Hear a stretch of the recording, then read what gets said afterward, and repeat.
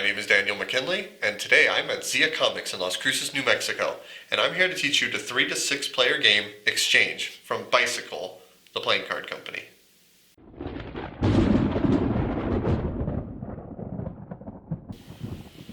So in Exchange, players will be buying and selling in the stock market to try and get the most money at the end of the game.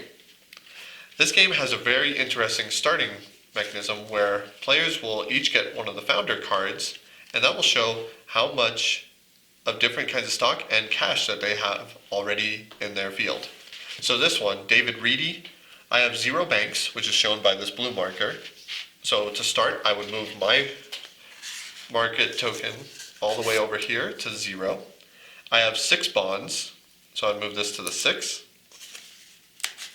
like so. And I have 11 insurance. And so each player is going to have a very different starting set of stocks and also a different amount of cash. This character has $150 worth of cash as well, starting. After you've all gotten your founders cards, the game begins. You will have 3 phase cards shown here, phase 1, phase 2, and phase 3. These are little pockets to hold the cards in. Every player will also have one of these for phase 1. They have the 3 different stocks that you'll be buying and selling in that turn.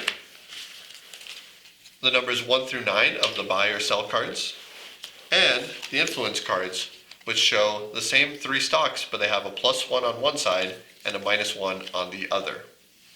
Those are what you're going to need to play during the game.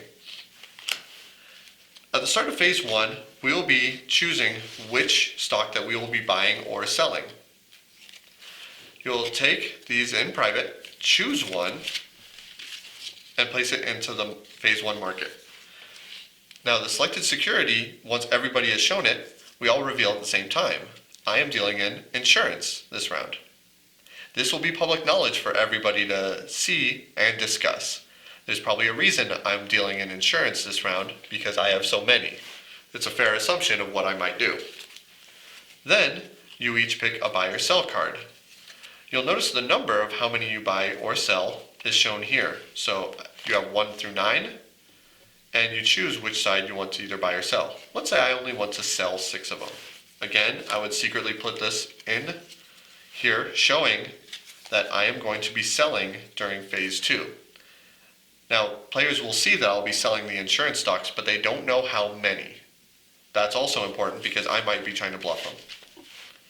And then finally, once everybody has seen whether you're buying or selling, you will also choose a market influence card.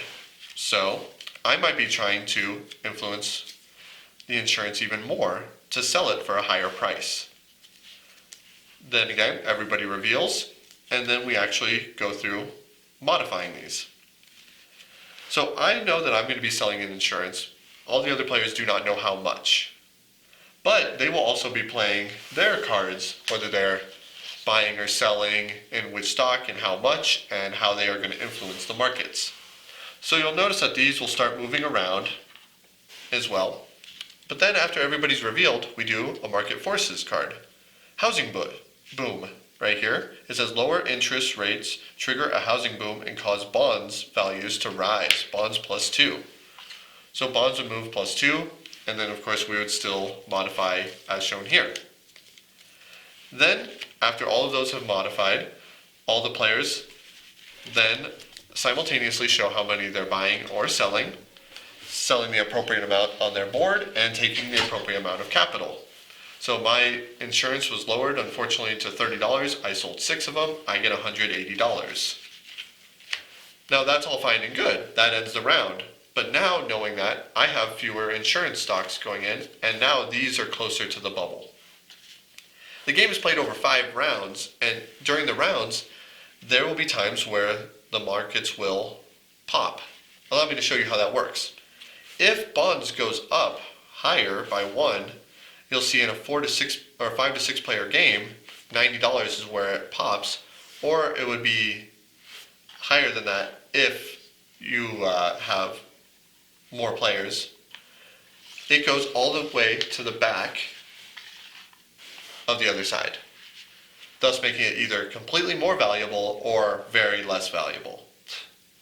That's part of the manipulation, is by making other players buy high and sell low by controlling this market. And so you continue to do this over 5 rounds, and then at the end of the 5th round, the market closes, you sell all your remaining stock, and the player with the most money wins. Now, one more thing I haven't shown you is during the game, you may pay $50, and you may look at the top card of this before you choose your cards here. That's insider trading, and you are allowed to do it in this game to understand what are the risks coming up from the next amount, or the next round. Also, whoever has the most cash on hand at the time for each round will also get the lobbyist, and they basically play an additional player to influence the market. Maybe in their favor, maybe not. It depends. Game continues over 5 rounds. The player with the most money at the end of the 5 rounds wins exchange. This is a perfect example of don't judge a game by its cover. I like the graphic design on it. I like how it pops personally, but I can understand the concern that a lot of people may have with this game. But don't put it off because of the game itself. I say honestly, try it out and see if you have as much fun as we did when I played my first time. So, if you want to try it in person, you can. Come by Zia Comics in Las Cruces, New Mexico, where you can try Exchange. Get nerdy with me. Tell me what game that you get on. Is it card or read? What kind of class do you play, girl? In an RPG?